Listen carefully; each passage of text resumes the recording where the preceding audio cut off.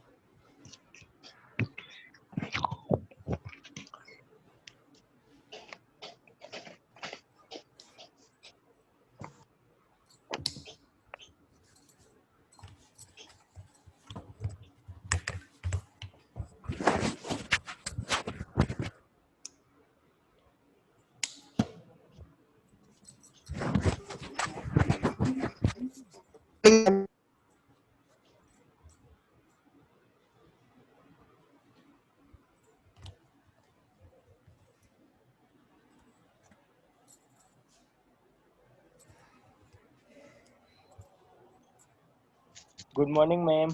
Good morning, students. Good morning, ma'am. Good morning. Good morning, ma'am. Good morning, ma'am. Yes. Good morning, ma'am. Good morning, ma'am. Ma'am, good morning. Good morning. Good morning, ma'am. Good morning. ma'am. Good morning, all of you. Okay, students. What we have to study today? Do you have any Challenges problem? to political parties. What?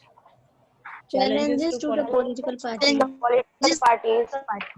Yes. You have studied about the national parties. Is there any problem? No, ma'am. Yes, ma'am. Yes. What is your problem? Ma'am, one problem. Ma'am, what Good morning, do you ma'am. mean by centrist, leftist, Yes, and yes. rightist? Okay. Centrist party and leftist party and rightist party. है ना? Centrist का मतलब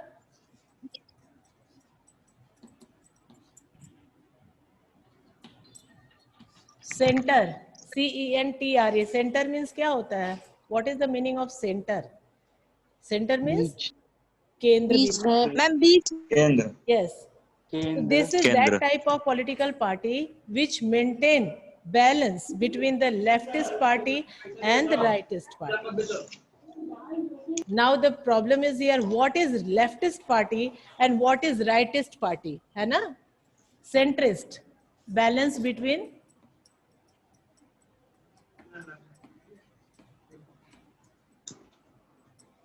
left, rightist. Good morning ma'am. हाँ बेटा।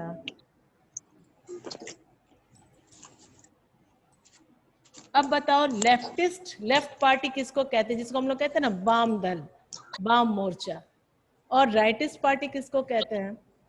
तो ये समझ लो कि जो लेफ्टिस्ट पार्टी है, left, these are the supporters of socialism, supporters of social equality.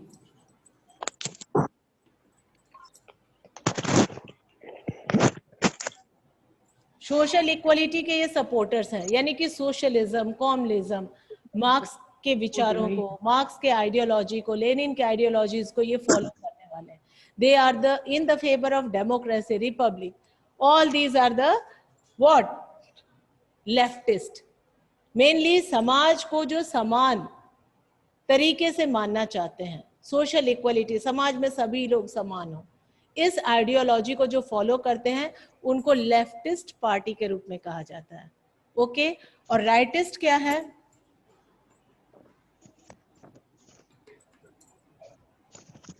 ये क्या है? इन the favour of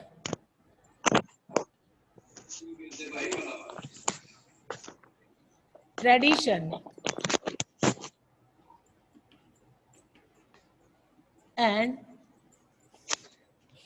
old age.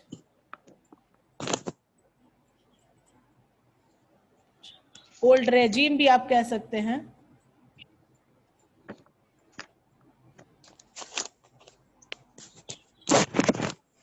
जो old regime, you have studied this in French revolution, mainly ये लेफ्ट और राइट की विचारधारा जो है, this ideology came after the French revolution. You have studied ना फ्रेंच रिवॉल्यूशन, तुम लोग पढ़े हो फ्रेंच रिवॉल्यूशन. उसमें पढ़े थे कि एक बार तीनों स्टेट की मीटिंग बुलाई गई थी. द मीटिंग वाज कॉल्ड, और एक ही बेंच पर क्या हुए थे, एक तरफ क्लर्जी और दूसरे तरफ नोबल्स बैठ गए थे. कॉमन्स को अपने साथ बैठने नहीं दिया था उन लोगों ने. You have studied all these topics in the French Revolution, also revised in the previous lesson of history, that means the first lesson of history.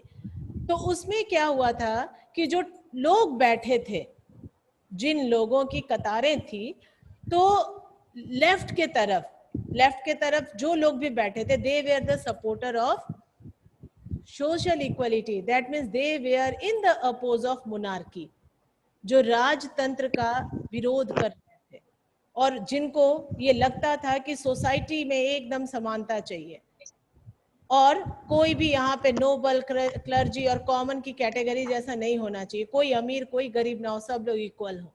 तो इस आइडियोलॉजी को फॉलो करने वाले लोग दाहिने तरफ बैठे थे, सॉरी बाएं तरफ बैठे थे, लेफ्ट साइड. और जो राइट साइड में लोग बैठे थे वो लोग फेवर करने वाले थे, ओल्ड रेजिम यानी कि फ्यूडल सिस्टम को वो सपोर्ट करने वाले थे. They were the supporters of old regime and the monarchy. तो फिर बाद में क्या हुआ, जब 1815 में मोनार्की को स्टैब्लिश किया जाने लगा तो इन लोगों का एकदम रिवॉल्यूशन फिर से स्टार्ट हो गया था. और उस समय इन लोगों को जनरली लेफ्टिस्ट और राइटिस्ट करके ही संबोधित किया जाता था. दे वर एड्रेस्ड एज राइटिस्ट बता रही हो, राइटिस्ट. हाँ बेटा, rightist मतलब those who were sitting in the right side, and those people were in the support of monarch, in the support of the traditional systems, in the support of the old regime system, that means feudalism. तुम लोग पढ़े ना, conservatives जिसको कहा जाता था. तो ये सब दाहिने तरफ बैठे थे. तो इन लोगों को उसी समय से इनको राइटिस्ट और लेफ्टिस्ट का नाम दिया गया. तो हमारे कंट्री में भी यदि तुम लोगों ने ये डिफरेंट पॉलिटिकल पार्टीज पढ़ा है, नेशनल पॉलिटिकल पार्टीज, तो ये वर्ड्स आ ही होंगे. ये बच्ची एकदम अच्छे से पढ़ी, इसीलिए इसको ये प्रॉब्लम आया है. बाकी सब खाली एंजॉय किए हो, किसी को कोई प्रॉब्लम नहीं आया. और अभी बताया भी जा रहा है तो भी अभी बहुत सारे बच्चे सिंसियरली सुन नहीं रहे हैं, एंजॉय कर रहे हैं, है ना. खूब एंजॉय कर लो बेटा. बस लेसन और एक रह गया है इसमें, पॉलिटिकल साइंस ओवर. ये बुक ही खत्म हो जाएगी, ये बुक समाप्त. Whole book will be finished after the next chapter. ठीक है, एंजॉय करते रहो. एग्जाम में बैठ जाओगे, एक दिन परीक्षा दे दोगे और 10th पास हो जाओगे, वो भी दिन आ जाएगा. खूब एंजॉय करो. ओके, तो लेफ्टिस्ट और राइटिस्ट पार्टी के बीच में जो बैलेंस रखता है, that means the party, those political parties which are in the favor of old tradition as well as the socialism, यानी कि जो पुरानी व्यवस्थाओं को भी और नए विचारधाराओं को, जिसमें कि सोसाइटी को इक्वल करने के लिए लोग बहुत ज्यादा चेंज चाहते हैं, रिवॉल्यूशन चाहते हैं, उनके बीच में जो पार्टियां बैलेंस बना के रखती है, यानी जो मध्य में रहती है, उसको सेंट्रिस्ट पार्टी कहा जाता है. तो तुम लोग तो भाई बहुत पढ़े हो पिछले कल को. क्या क्या पढ़े हो? 7 नेशनल पॉलिटिकल पार्टीज. अब बताओ तो कि कौन सी पार्टी सेंट्रिस्ट पार्टी के रूप में जानी जाती है, कौन सी पार्टी लेफ्टिस्ट के फेवर में जानी जाती है, कौन सी पार्टी राइटिस्ट के रूप में जानी जाती है, बताओ. Let me know. I centrist है. कौन सा? हाँ, मैम INC सेंट्रिस्ट है. Indian National Congress. Yes, Indian National Congress is centrist party. And which one is the leftist? Leftist party कौन है? Give an example.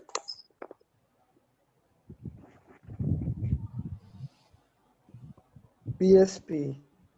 वाह जी, यही पढ़े हो, बहुत बढ़िया. लेफ्ट पार्टी के रूप में CPI और CPIM जानी जाती है. That means CPIM means communist party of India, मार्क्सवादी those who favor the ideology of Karl Marx. और एक पार्टी है जिसको लेनिनवादी कहा जाता है, those who were in the favor of the ideology of Lenin. These two parties are CPI, Communist Party of India. These are leftist parties. That means they are in the favor of socialism. And rightist party के रूप में कौन सी party जानी जाती है? Let me know. बताओ कौन सी party है बेटा? बीजेपी। Yes, BJP बीजेपी है मैम। rightist party, हाँ. Why? बीजेपी है। Because it stress इसी को ज्यादा it stress on our cultural nationalism. संस्कृति को मेंटेन करना चाहती है, जिस संस्कृति को हम भूलते जा रहे हैं उसको फिर से याद दिलाना जानती है और उसे याद करा रही है। योग गुरु बना रहे हैं ये लोग अपने आप को, हमारे जो भी आयुर्वेदास हैं उसको फिर से ये डेवलप कर रहे हैं। हमारे वो ओल्ड ट्रेडिशंस जिसको हम भूल चुके हैं उसको फिर से रिन्यू करने की कोशिश कर रही है। क्यों? Because they are in the favor of the traditional, our traditional conditions, customs which were followed by our countrymen. हमारे देश के लोग जिन आइडियोलॉजीज को फॉलो करते थे और जिन आइडियोलॉजीज के वजह, बेटा म्यूट कर लो, क्या घर के बातों को यहाँ सुना रहे हो बल्क में?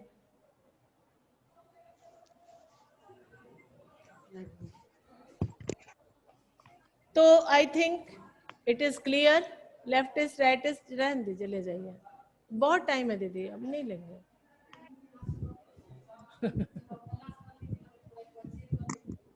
अच्छा ठीक है मैम, एक क्वेश्चन है इसमें से। बोलो। अभी तक तो सोच आइडियोलॉजिकल, यदि ये बच्ची नहीं पूछी रहती तो तुमको क्वेश्चन भी याद नहीं आता। बहुत बढ़िया, बोलो। आदित्य को कभी कोई प्रॉब्लम अभी ज्वाइन किए हैं। अच्छा आदित्य, कभी दिक्कत होती है तुमको? कुछ कभी नहीं पूछते, चुपचाप बैठे रहते हो, है ना? समझ आता है बेटा, पढ़ाते हैं तो? नहीं समझ आता? यस मैम, आता है। समझ आता है? yes, नहीं आता है? यदि कुछ डाउट रहता है तो मेरे बच्चे पूछ सकते हैं, तो हम लोग एक ऑप्शन है। कई बच्चे हैं जो बहुत आइडियोलॉजिकल ओरिएंटेशन क्या होता है? हाँ क्या? फिर से बोलो। हम उसको नहीं आता। Ideological orientation. आइडियोलॉजिकल मतलब विचारधारा। ओरिएंटेशन का मतलब है ओरिएंट। किसको कहा जाता है? ओरिएंट मीन्स जो पूरब की तरफ। ओरिएंट किसको कहा जाता है? Those countries which are in the east of the Mediterranean sea. तो पूर्वी विचारधारा को जो लोग फॉलो करने वाले हैं, वैसी विचारधाराओं को फॉलो करने वाले लोगों को हम लोग कहेंगे। क्या आप पूछ रहे हो? आइडियोलॉजी ओरिएंटेशन माने ओरिएंट की तरफ के विचारधारा, पूर्वी देशों की विचारधाराएं रखने वाले। पूरब में कौन से देश हैं? चाइना है, जापान है, रशिया का भी बहुत बड़ा पार्ट जो है ईस्ट में है, यानी कि यूरोप का ईस्टर्न पार्ट जो है रशिया ही है ना। तो ये सब देश कैसे विचारों को रखने वाले हैं? सोशलिज्म, कम्युनिज्म, है ना? इसी से रिलेटेड है टॉपिक। ठीक, is it clear? Right, yes. ये पेज नंबर 82 पे ये मैप वाला जो भी दिया है रीजनल पार्टीज वाला इन इंडिया, तो ये सारा जितना भी है जम्मू पंजाब ये सब लर्न करेंगे? कुछ भी नहीं, दो दिन एग्जाम्पल। तुम लोग सैंपल पेपर प्रैक्टिस करना है एग्जाम के टाइम, और देखना कि जो रीजनल पार्टीज कभी कभार पूछ दिए जाते हैं सिंबल कि ये किसका सिंबल है, चाहे इस पार्टी का सिंबल क्या, और बहुत विस्तार से कुछ नहीं पूछा जाता है। तो थोड़ा सा सरसरी निगाह से नजर में बिठा लो। और हम लोग जहाँ रहते हैं यहाँ के तो सारे पार्टीज का सिंबल्स जानते ही हैं।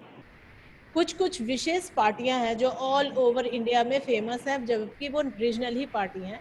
तो वैसे पार्टीज को थोड़ा सा चेक कर लो, अपने दिमाग में स्टोर कर लो कि इनके सिंबल्स क्या हैं। इससे ज़्यादा रीजनल पार्टीज के बारे में कुछ विशेष नहीं पूछा जाता है, वरना ओनली यही पूछा जाता है कि what is the criteria for the state parties and the central national parties, बस, इससे ज़्यादा नहीं।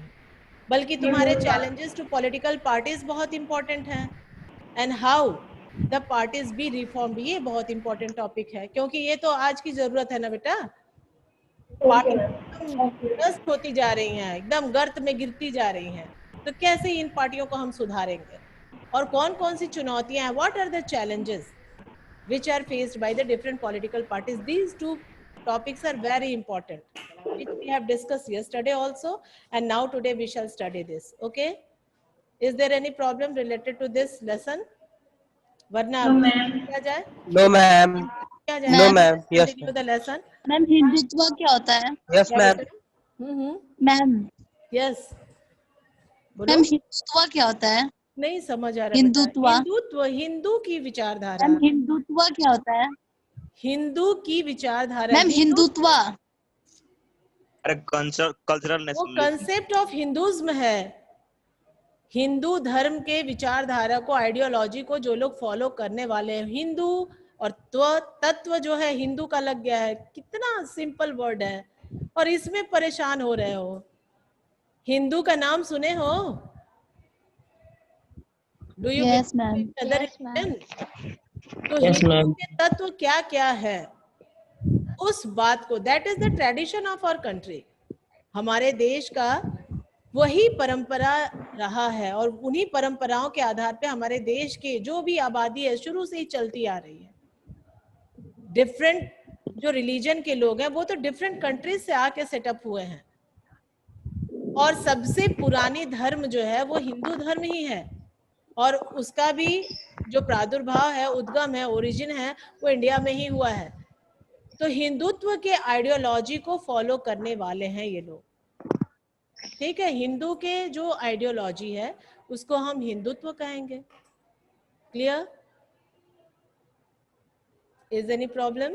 Yes ma'am. Any problem? Ma'am ऊपर एक हाँ बोलो। Okay, let us continue. Challenges to political parties, चुनौतियां पॉलिटिकल पार्टीज के लिए। Okay, we have seen how crucial political parties are for the working of democracy.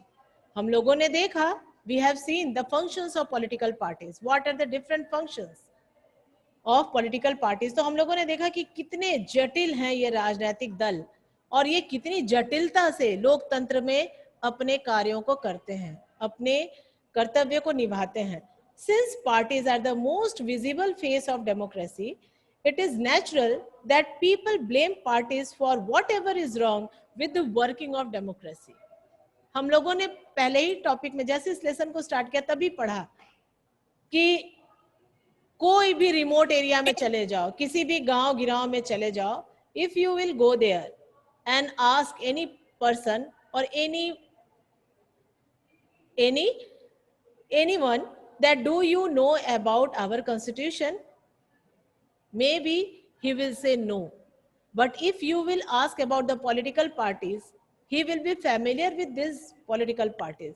पढ़े हो ना शुरू में ही कि यदि तुम किसी दूर दराज के किसी इलाके में चले जाओ और पूछोगे कि क्या आप अपने संविधान के बारे में जानते हैं, जिस संविधान के आधार पे हमारा देश चलता है, तो शायद उसे उसकी जानकारी ना हो। लेकिन यदि आप पूछेंगे कि क्या आप राजनीतिक दलों के बारे में जानते हैं, पॉलिटिकल पार्टी के बारे में जानते हैं, तो जरूर वो हाँ कहेगा। चट्टी चौराहे जहां भी देखो, लोगों को किसी चीज की जानकारी हो या ना हो, राजनीति की चर्चा बहुत करते हैं।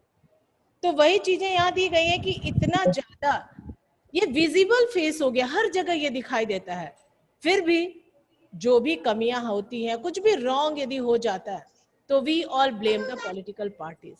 हम किसके ऊपर तोहमत लगाते हैं, किसे कहते हैं, किसके कारण होता है? Due to this party politics. हम लोग कहते हैं सब राजनीति है, सब पार्टी पॉलिटिक्स है, इसीलिए ये सब हो रहा है।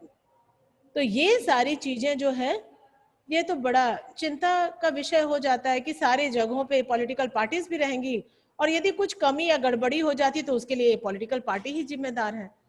ऐसा क्यों कहा जाता है? क्या बातें हैं जिसकी वजह से लोगों के जहन में, लोगों के मन में ऐसे विचार आ जाते हैं? All over the world, people express strong dissatisfaction with the failure of political parties to perform their functions well. पूरे दुनिया में जो लोग भी हैं वो बहुत ही मजबूत से असंतोष व्यक्त करते हैं। डिससेटिस्फैक्शन, असंतोष क्या है? तो पॉलिटिकल पार्टीज अपने काम में सफल नहीं हो रही है, फेल्यूर, वो फेल हो गई। जिस हिसाब से उसको काम करना चाहिए था वैसा कर नहीं पाई, सक्सेस नहीं हो पाई। तो ऐसा अक्सर लोग कहते हैं, ऐसा दावा करते हैं, parties to perform their functions well. कहते हैं शायद पॉलिटिकल पार्टी जो है, जो भी है, जिसकी सरकार चल रही है, जो रूलिंग पार्टी में है, it is not performing its function well, और फेल्यूर बताती है उनको। This is the case in our country too, और यही केस हमारे देश में भी, विश्व में भी ऐसा है और हमारे देश में भी है। Popular dissatisfaction and criticism has focused on four problem areas in the working of political parties. Political parties need to face and overcome these challenges in order to remain effective instruments of democracy. चूंकि लोकतंत्र के बहुत ही महत्वपूर्ण ये यंत्र हैं, यदि political parties ही नहीं रहेगी तो डेमोक्रेसी का कुछ अस्तित्व नहीं रह जाएगा। जब वो इतने इंपॉर्टेंट हैं तो पॉलिटिकल पार्टीज को तो अच्छा भी होना चाहिए और इन सारी चुनौतियों से इन्हें ओवरकम होना चाहिए, उन चुनौतियों को पार कर देना चाहिए, उन सारी परेशानियों को दूर कर देना चाहिए। तो ये कैसे होगा? And what are these challenges? First, the lack of internal democracy within parties. We have discussed it yesterday कि लैक ऑफ इंटरनल डेमोक्रेसी, आंतरिक लोकतंत्र का अभाव। इंटरनल मीन्स आंतरिक, internal means inside the party, inside party के अंदर ही, बाहर की बात नहीं है। इनसाइड द पार्टी, पार्टी के भीतर ही लोकतंत्र नहीं है, और ये पूरे देश को लोकतंत्र देने की बात कर रहे हैं। क्यों नहीं है लोकतंत्र? Let us see what is the reason behind this. All over the world there is tendency in political parties toward the concentration of power in one or few leaders at the top. पूरी दुनिया में ही, हमारे देश में ही नहीं, पूरी दुनिया में ऐसा ट्रेंड बन गया है, ऐसा प्रचलन हो गया है कि जो भी पॉलिटिकल पार्टीज के टॉप पार्टी लीडर्स हैं, सारी शक्तियों को वही अपने हाथों में कंट्रोल रखते हैं। बाकी जितने भी एक्टिव मेंबर्स हैं या जितने भी उसके फॉलोअर्स हैं या जो भी उसके डिफरेंट लीडर्स हैं, उनको कोई खास वो पावर नहीं देते। Parties do not keep membership registers, do not hold organizational meetings and do not conduct internal elections regularly. यही है इंटरनल डेमोक्रेसी के 3 पॉइंट्स। क्या क्या अंडरलाइन कर लो बेटा। What do you mean by lack of internal democracy within parties? तो आपका आंसर है कि all over the world there is a tendency in political parties toward the concentration of power in one or few leaders at the top. और उसके बाद पहला point है parties do not keep membership register. Second है do not hold organisational meetings. जैसे मान लो कोई संगठन है, पार्टी एक संगठन है, तो उसकी मीटिंग भी वो नहीं करवाते हैं। टॉप पार्टी लीडर्स जो तय कर लिए कि हाँ भाई कौन अध्यक्ष रहेगा, कौन उपाध्यक्ष रहेगा, कौन ट्रेजरर रहेगा, कौन यहाँ पर प्रवक्ता रहेगा, ये सारी चीजें वो सब खुद तय कर लेते हैं। बहुत ज्यादा उसके लिए वोटिंग वगैरह करवाने की आवश्यकता नहीं महसूस करते वो सब। Do not hold organisational meetings and do not conduct internal elections regularly. समय समय पर उनको भी आंतरिक चुनाव कराते रहना चाहिए ताकि उसके भी मेंबर्स की बातों को वो सुने, उनको भी महसूस हो कि we are also some, we can also give some effort for our party also। तो इस तरह की सोच उनको कभी महसूस ही नहीं होती क्योंकि उनको कोई इंपॉर्टेंस नहीं दिया जाता है। बस टिकट मिल गया वही बहुत ज्यादा है। पहले तो बेचारे सब पार्टी के लिए काम करते हैं, क्या बन करके, एक्टिव मेंबर्स बन करके। उसके बाद फिर पार्टी के टॉप लीडर्स, हाई कमान खुश हो जाते हैं तो टिकट मिल जाती है, तब तो अपने आप को एकदम धन्य समझने लगते हैं। लेकिन जो भी कार्य करते हैं या जो भी फॉलोअर्स है, उनकी जो भी विचार हैं उनको कोई खास महत्व नहीं दिया जाता है। Ordinary members of the party do not gate sufficient information on what happens inside the party. जो उसी पार्टी के हैं लेकिन जो सामान्य लोग हैं उनको कुछ सूचना भी नहीं मिल पाती है कि पार्टी के अंदर क्या चल रहा है। जब डिसीजन बाहर आता है तो जैसे आम आदमी जानता है वैसे उस पार्टी के भी जो ऑर्डिनरी लोग हैं उस पार्टी के, या तो वो मेंबर्स हैं या उस पार्टी के एक्टिव मेंबर्स के रूप में हैं, उनको बहुत कोई खास पता नहीं चलता है, क्योंकि सारे डिसीजंस कौन ले लेता है? Top party leaders. They do not have the means or the connections needed to influence their decisions, और उनके पास कोई अवसर नहीं होता है कि वो उस डिसीजन में कोई अपना भी प्रभाव जमा सके, अपने भी बातों को रख सके, अपने भी विचार को शेयर कर सके। As a result, the leaders assume greater power to make decisions in the name of the party. इस तरीके से जो मुख्य नेता लोग हैं, जो उस पार्टी का टॉप पार्टी लीडर्स है, सारे अधिकारों का निर्वहन केवल वही लोग करते हैं।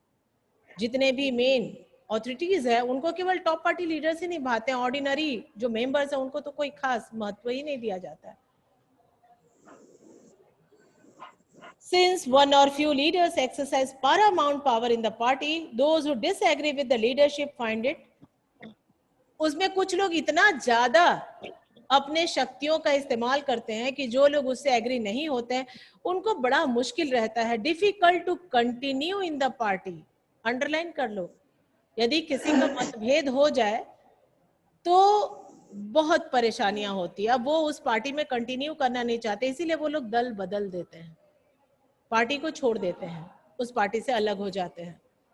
More than loyalty to party principles and policies, personal loyalty to the leader becomes more important. देखो कितना सही चीज दिया गया है। पार्टी के लिए ज्यादा वफादार रहने के बजाय वो हाई कमान के प्रति ज्यादा वफादार रहते हैं, क्योंकि उनकी कृपा दृष्टि जब तक रहेगी तब तक वो पार्टी में बने रहेंगे, वरना यदि उनकी दृष्टि टेढ़ी हो जाएगी तो उनके ऊपर किसी भी तरह का गाज गिर सकता है, और इवन उनकी इतनी दुर्गति कर दी जाएगी कि वो अपने आप उस पार्टी को छोड़ के जाने के लिए मजबूर हो जाएंगे। तो इसीलिए मेन उनका क्या होना चाहिए मकसद? पार्टी के लिए वफादार रहना चाहिए, loyalty for the particular party. लेकिन वो पार्टी के लिए कोई खास वफादार नहीं रहते, वो किसके लिए वफादार है? अपने टॉप पार्टी लीडर्स के लिए, जो हाई कमान है, आला कमान है, उनके लिए वो बेचारे एकदम तत्पर रहते हैं कि क्या सेवा है और कौन सा सेवा हम लोग कर दें। ये पहला था। What was that challenge? Lackness of internal democracy. Next is the second challenge of dynastic succession is related to the first one. देखो इंटरनल डेमोक्रेसी में ही ये भी जुड़ा हुआ है। कौन सा? Dynastic succession. ये डायनेस्टिक सक्सेशन क्या है? तो वंश के आधार पर किसी को यदि टिकट मिल जाती है आसानी से, बहुत अच्छे अच्छे और बहुत पुराने पुराने भी नेता रहते हैं उसमें। अब प्रणब मुखर्जी को ही देखो, कांग्रेस में कितने पुराने लीडर्स थे और कितने अच्छे जानकार व्यक्ति थे, लेकिन कभी भी उनको पीएम के पोस्ट के लिए प्रत्याशी नहीं बनाया गया। और जो लोग वंश के आधार पर हैं उनको आराम से टिकट मिल जाती है, क्योंकि उनके जो भी पूर्वज थे वो उस पर्टिकुलर पॉलिटिकल पार्टीज में जुड़े हुए थे। तो इस तरह से जो डायनेस्टिक सक्सेशन है ये भी एक बहुत बड़ा चैलेंज है। किसी भी जगह पर देख लो अपने देश में, साउथ से लेकर के नॉर्थ तक, ईस्ट से लेकर के वेस्ट तक, हर स्टेट में तुम देखोगे कि जो भी आज का युवा नेता है उसके पेरेंट्स पर्टिकुलरली उस पॉलिटिकल पार्टी में इन्वॉल्व थे, तभी इतनी आसानी से उन्हें टिकट मिल गई और वो इलेक्शन कंटेस्ट कर रहे और जीत भी रहे हैं। जिता कौन रहा है? हम ही जिता रहे हैं, हम और आप वोट दे रहे हैं और वो जीत जा रहे हैं। लेकिन टिकट मिलना भी बहुत बड़ी बात है, हर किसी को टिकट भी नहीं मिल जाती है। तो टिकट क्यों मिल जा रही है? क्योंकि उनके डायनेस्टी में ही पॉलिटिक्स है, उनके रगों में ही जो राजनीति है उसका खून दौड़ रहा है, वो बहुत आसानी से राजनीति को हैंडल कर लेंगे, ऐसा मानते हुए उनको फट से टिकट दे दिया जाता है। कितनी अजीब सी बात है। कहने को डेमोक्रेसी है, 1 person 1 vote 1 वैल्यू है, everybody has right to contest election, everybody has right to become the prime minister, president of the country, but such type of discriminations are faced by the different people. Independent candidates, जो लोग स्वतंत्र उम्मीदवार होकर चुनाव लड़ते हैं, बहुत सारी परेशानियां उनको झेलनी पड़ती हैं due to this dynastic succession. और इसी के वजह से जो डायनेस्टी में होते हैं, पहले से ही जिस डायनेस्टी के लोगों का शासन चला है, चाहे वो लोग पॉलिटिकल पार्टीज में सम्मिलित रहे हैं, तो उनके लिए बहुत आसान हो जाता है पॉलिटिक्स में एंटर करना. Since most political parties do not practice open and transparent procedures for their functioning, there are very few ways for an ordinary worker to rise to the top in a party. एक साधारण कार्यकर्ता के लिए उतनी ऊंचाई तक पहुंचना बहुत मुश्किल है हमारे यहाँ के राजनीतिक व्यवस्था में. यदि उसका कोई जोड़ तोड़, उसका कोई कनेक्शन, उसका कोई सोर्स और फोर्स ना हो, एक साधारण आदमी जा करके एकदम टॉप पार्टी लीडर का जगह नहीं ले पाएगा. बहुत मुश्किल है, बहुत उसे दिक्कतों का सामना करना पड़ेगा, क्योंकि डायनेस्टिक सक्सेशन का बोलबाला, कहीं वो दिखता है हमें, कहीं वो दिखाई नहीं देता, इनविजिबल होता है, लेकिन वहां भी रहता है, किसी न किसी रूप में वो मौजूद रहता है. Those who happen to be the leaders are in the position of unfair advantage to favor people close to them or even their family members in many parties. The top positions are always controlled by members of one family. बहुत सारे पार्टियों में है, अपने रिश्तेदारों को पूरा ticket दिलवा देते हैं, सब होता है ना, और फिर कहते हैं कि ये कहने की क्या जरूरत थी कि हमने अपने रिश्तेदारों को ही टिकट दिया है. और जितने भी टॉप पार्टी लीडर्स के रूप में डिसीजंस लिए जाते हैं, ये सब उन्हीं के कुल खानदान के लोग करते हैं. ऑर्डिनरी जो वर्कर है, जो चाहे कितना भी इफेक्टिव और इन्फ्लुएंसिव क्यों ना हो सोसाइटी में, उन्हें वो वैल्यू नहीं मिल पाती है जिसके वो हकदार हैं, due to this dynastic succession. बेटा लैपटॉप की बात आप म्यूट करके कीजिए. In many parties, the top positions are always controlled by members of one family. This is unfair to other members of that party. This is also bad for democracy. ये तो अन्याय है ना, बाकी उस पार्टी के जो दूसरे लोग हैं उनके साथ तो ये भेदभाव हो गया, अनफेयर हो गया, और ये डेमोक्रेसी के लिए भी अच्छा नहीं है. Since people who do not have adequate experience or popular support come to occupy position of power, this tendency is present in some measure all over the world, including in some of the older democracies. इस तरह की व्यवस्थाएं दुनिया के लगभग हर देश में ही प्रचलित हैं, और ज्यादातर उन देशों में तो बहुत देखने को मिलती है जो पुरानी लोकतांत्रिक देश हैं. थर्ड चैलेंज क्या है? The third challenge is about the growing role of money and muscle power. जो हम लोग कहते हैं बाहुबली के लिए, पैसे वाले के लिए तो चुनाव जीतना आसान हो जाता है. कैसे भाई, कैसे आसान हो जाता है? तो specially during the elections, election का टाइम तुम लोग देखते होगे, जो बाहुबली है, जो पैसे वाला है, कितना अंधाधुंध पैसा बहाता है, किस तरीके से अपने बल का प्रयोग करता है. क्यों? केवल इलेक्शन को जीतने के लिए, to win the election. You have studied in the previous class that democracy is all about power play. There is no scope for morality. Have you studied this? पढ़े हो? These are the argument against democracy. Yes. उसका ये point बहुत important है. ओ ma'am, केवल power play ही है, सत्ता का खेल है, कैसे हम सत्ता को हासिल कर लें. There is no scope for morality. नैतिकता के लिए कोई जगह नहीं है. सुनते होगे एक ही घर में माँ दूसरे पार्टी को फेवर करने वाली, पिताजी दूसरे पार्टी को फेवर करने वाले, एक भाई दूसरे पार्टी को फेवर करने वाले, एक भाई दूसरे पार्टी को फेवर करने वाले. इवन इतना भी देखते होंगे कि रिलेटिव्स को भी सुपारी दे करके सुपारी किलर्स द्वारा मर्डर करवा दिया जाता है इलेक्शंस के दौरान. कितना घृणित हो जाता है ये सारा काम जब हम लोग देखते हैं. और इस तरीके के जब न्यूज हमारे पास आता है, अजीब सा लगता है कि क्या है, लोगों की नैतिकता बिल्कुल समाप्त हो गई है. और ऐसा डेमोक्रेसी में आजकल बहुत आम हो गया है. इसीलिए कहा जा रहा है कि मनी और muscle power, that is also a very big challenge for democracy. Since parties are focused only on winning elections, they tend to use shortcuts to win elections. सोचते हैं कि कितना कम ही समय में हम अपना टारगेट पूरा कर लें, और इस टारगेट को पूरा करने के लिए वो पैसा अंधाधुंध बहाना शुरू कर देते हैं, लोगों को डराना धमकाना शुरू कर देते हैं. डराना धमकाना का मतलब मसल पावर, मसल को दिखाते हैं, अपनी ताकत को दिखाते हैं, बाहुबली हैं ये बताते हैं, दबंग हैं ये बताते हैं. और मनी को दिखाने का मतलब पैसे को दिखाते हैं, कितना वर्चस्व है, कितना पैसा वो लुटा सकते हैं, कितना लोगों पर पैसा इन्वेस्ट कर सकते हैं, उसके आधार पर वोट जीतना चाहते हैं. They tend to nominate those candidates who have or can raise lots of money. अक्सर वो लोग उन्हीं को टिकट देना चाहते हैं जो खूब आराम से पैसा खर्च कर सके. और साथ ही साथ rich people and companies who give funds to the parties tend to have influence on the policies and decisions of the party. और ऐसा भी होता है, जिन कंपनियों के द्वारा किसी पार्टी को ज्यादा फंड दिया जाता है तो वो पार्टियां उन कंपनियों को फायदा पहुंचाने के लिए अपनी नीतियों के साथ भी समझौता कर लेती है. They can compromise with their policies also to fulfill the agenda of those companies, those people or those groups who are giving a lot of money as a fund to that particular political party. In some cases, party supports criminal who can win elections.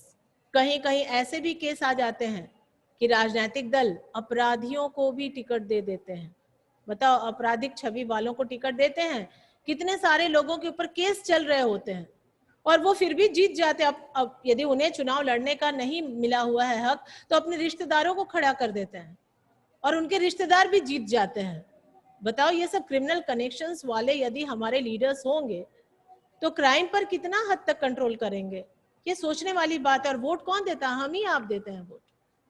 We, the ordinary people, give them vote and they win the election. Democracy है और जनता ही उनको चुन करके लाती है उस जगह तक, उस मुकाम तक उनको बिठाती है.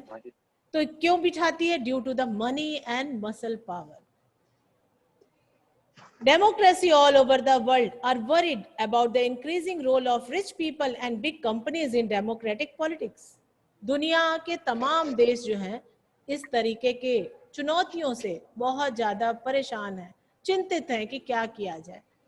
The fourth challenge is that very often parties do not seem to offer a meaningful choice to the voters. जिसको हम लोग कहते हैं lackness of meaningful choice. वादा करके तो आते हैं कि हम लोग ये कर देंगे आते ही. जैसे ये पार्टी वादा करके आती विदेश से काला धन ले आएंगे, अभी तक कुछ पता नहीं चला. 5 साल खत्म हो गया, दूसरे साल की भी सरकार आ गई. बहुत सारे लोग हैं, बहुत सारे पॉलिटिकल पार्टीज खूब सपने दिखाते हैं और हम लोग उसी उद्देश्य से उनको वोट देते हैं कि हाँ भाई ये चॉइस जो है ये इसी पार्टी के द्वारा पूरा किया जाएगा. लेकिन जब हमें दिखता है कि भाई ये भी तो कोई खास नहीं कर रही है, तो हम अपने आप को ठगा सा महसूस करने लगते कि अरे यही देख के तो इनको वोट दिया गया था और ये भी हमारे चॉइस को नकार दिए. इस तरह की भी परेशानियां, इस तरह की भी परिस्थितियां हमारे डेमोक्रेसी में आजकल देखने को मिलती है. In order to offer meaningful choice, parties must be significantly different. ऐसा होना चाहिए कि हर पार्टियों को इस मीनिंगफुल चॉइस को हासिल करने के लिए अपने आइडियोलॉजीज को एक दूसरे से अलग रखना होगा. जब उनके आइडियोलॉजीज अलग रखे जाएंगे तभी हमें लगेगा कि हाँ अर्थपूर्ण हमारा चॉइस क्या होगा. What would be our meaningful choice? In recent years, there had been a decline in the ideological differences among parties in most parts of the world. For example, the difference between the Labour Party and the Conservative Party in Britain is very little. उदाहरण के लिए 2 ही पार्टियां हैं. कहां पर? England, Britain में एक labour party, दूसरी कंजर्वेटिव पार्टी. तो जो लेबर पार्टी और कंजर्वेटिव पार्टी एकदम अपोजिट होनी चाहिए. लेबर पार्टी का मतलब वो मजदूरों की पार्टी है